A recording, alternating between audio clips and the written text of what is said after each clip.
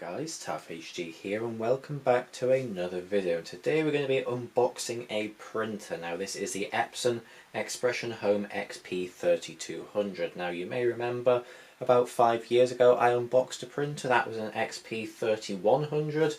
This is the next one up. It's not a particularly exciting thing, it's just a cheap printer. This is £60, so it's quite a cheap one in the world of printers, but it should do everything I need it to just fine. My old one finally gave up after 5 years or so, so I thought I would get another one. This is, as I said, basically just the slightly newer version, so this should do me perfectly fine. We've got some of the specs on the front: A4 print, copy and scan, it's got Wi-Fi, two-sided printing it can do. It has a rear paper input, mobile printing, and a 3.7cm LCD. So that is of course what it looks like on the front. It's a nice looking thing. It should look good on any desk. It's not offensive. And as you can see, you can use a mobile app as well. As it says at the bottom, compact multifunction printer with mobile connection. And you can get a ink subscription if you're interested. That's not my cup of tea, but if you want to do that, you can do that. There's some more of the specs on the side. I'm not going to go through all of that, I don't really care. To me, a printer is a printer. As long as it prints, I'm not too bothered. This isn't like a fancy one that can print photos or whatever. I suppose you can, but it won't necessarily look very good.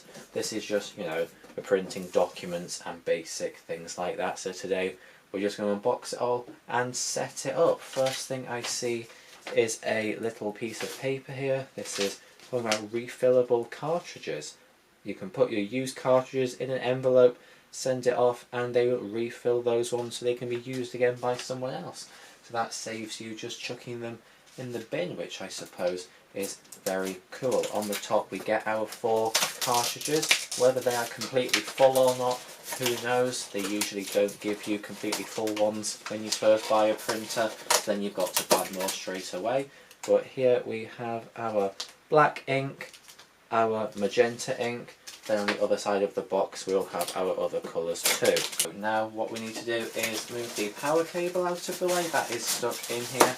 Everything is taped down just so it doesn't all fly around in shipping. Just a standard 2-pin power cable there. And now we need to lift the printer out of the box. Although it's probably going to be easier if I put it on its side. You can see the printer in there in its packaging. And let's just get this out. Alright, so here's the printer in its plastic bag. Here is the pouch you can send out old ink cartridges in if you so desire. I think that is quite a cool thing to do, to be honest. So I may do that when I need to.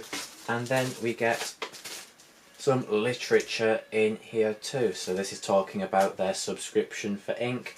I'm sure all the other important information is in there too. I'm not going to bother looking at that because I think this should be quite straightforward. There we go, that is the bag off, and the next step is to just take off all the tape. Okay, so I've taken off all the obvious tape from the outside, but there is some more to do on the inside as well, and there is a bit of polystyrene in where the ink goes, so make sure you take that out. There's also a bit of paper in there as well, held in with a bit of tape. Let me get a close-up of that just so you know what you're doing. As you can see in there, that is where our ink goes, and there is some paper in there being held in just to cover up all the contacts. And while we're in here, let's remove this tape as well. And there is one on the other side too that we can get rid of just like that. And just like the old one that I had, to close it, you lift it up, let it down, lift it up, let it down, and there we are. That should be all the tape off. So now we can move on to the next step. Okay, so the next step is to turn the machine on. So I'm going to turn it on at the wall, and then we can click the power button. There we are, just hold it down a little bit. It's now lighting up green. There we are. Screen has come on, so now we can go through the setup on there. Okay, hopefully you can see that alright. So we are in England, so we're going to go, yep, finish using the app. So that is interesting. We can set this up on the app or on the printer itself. Let's go ahead and set that up just on the printer for now. I'm not sure I'm going to need to use this on my phone. I think it's always best just to do it natively I feel like less things will go wrong. So it's now going to prepare. You can hear it doing things, just working out what's going on.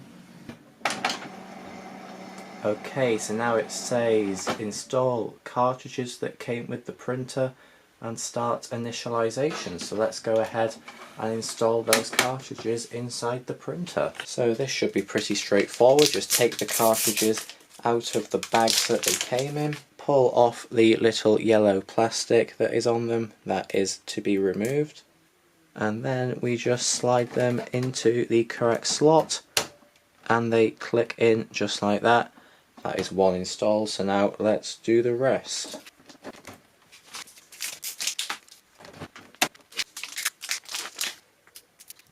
Okay, and here is the final one going in. They're all clicked in. Now we can click start initialization on the screen. As you can see, it's taking the cartridges back in. It's just going to check them that they're all okay, then we should be good to go. So there we are, it's doing its initialization. It can take about 6 minutes and it can be a little bit noisy, so we'll just let this do its thing. Okay, there we are, initialization is complete. Now we need to align the print head to get the best quality, so let's go ahead and do that. So I'm going to have to put some paper in this and then we will give that a go. Alright, so I've just pulled the tray out, put some paper in the back. What does it say on the screen now? It says, yep, I've just adjusted the feeder. That is all good. Let's confirm.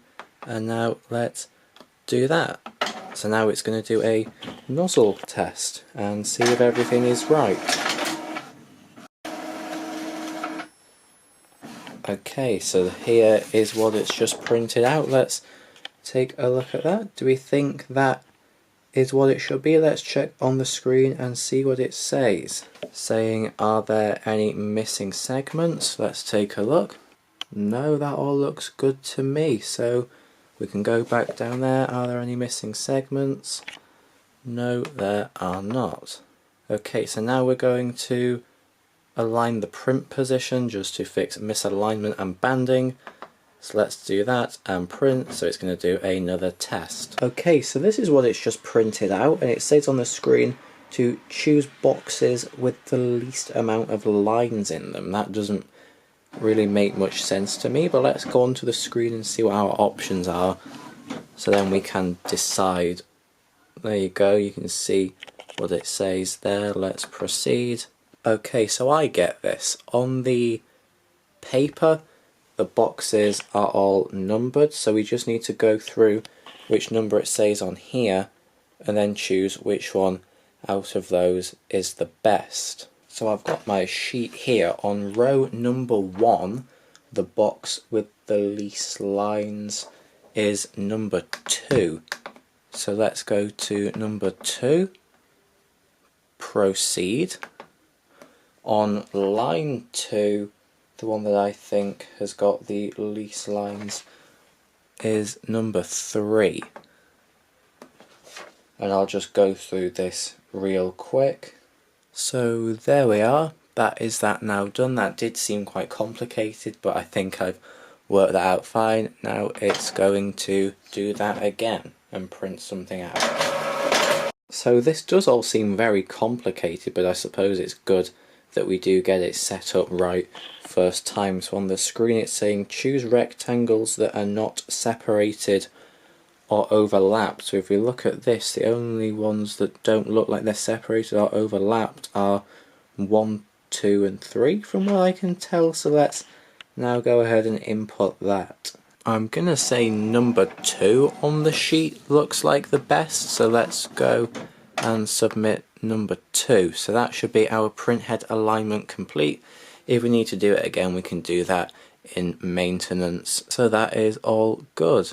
So we need to go through some things here. We need to just basically agree to everything, and there we go. That is this now set up, and this is a different layout to my previous one.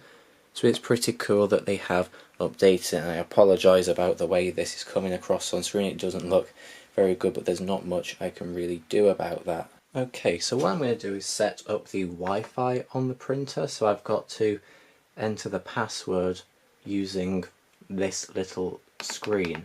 Okay, that is now setting up. That took longer than I'd like to admit to try and type in. Hopefully I put it in right. Okay, that is that. Wi-Fi is now set up. So if we download the app on our phone, you just scan the QR code and download the Smart Panel app. Let's go through this. I hope you can see this well enough. Connect to a product already on Wi-Fi. There we go. Come up straight away. XP-3200 series. There we go. That is now the app connected to the printer. That is great. It's now checking out firmware version. We're on the latest firmware.